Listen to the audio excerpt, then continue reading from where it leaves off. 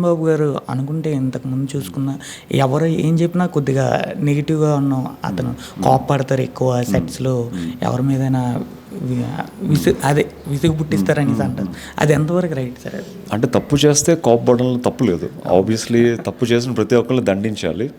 So Mohan Babu గారి school పాత తరం స్కూల్ కాబట్టి, చాలా డిసిప్లిన్ స్కూల్ కాబట్టి, సో ఎన్టీఆర్ గారితో ఆ టైం నుంచి చేస్తున్న నటుడు కాబట్టి ఆ టైంలో డిసిప్లిన్కి చాలా ఇంపార్టెన్స్ ఉండేది.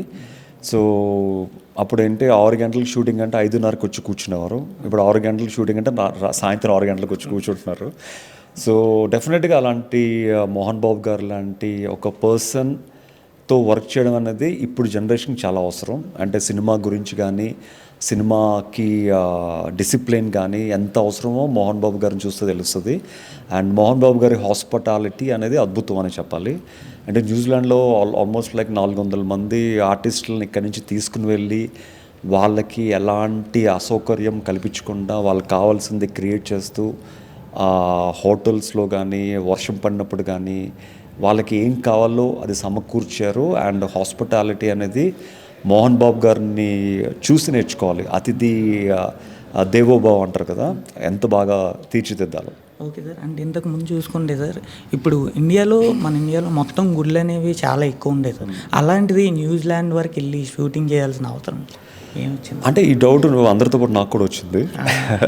సో బట్ మన కన్నప్ప కూడా చూసుకుంటే ఇండియాలో ఉన్న మైథలాజికల్ క్యారెక్టర్స్ అది, అలాంటిది న్యూజిలాండ్లో తీయాల్సిన అవసరం ఏమి? అంటే బేసిక్గా ఏంటంటే ఇప్పుడు కన్నప్ప ఈ భూమి మీద నడిచారు అని చెప్పి మనం అదే భూమి మీద మనం చూస్తే ఆబ్వియస్లీ అప్పుడున్న రోజులకి ఇప్పుడున్న రోజులకి ఇప్పుడే చాలా మార్పులు చేర్పులు వచ్చాయి.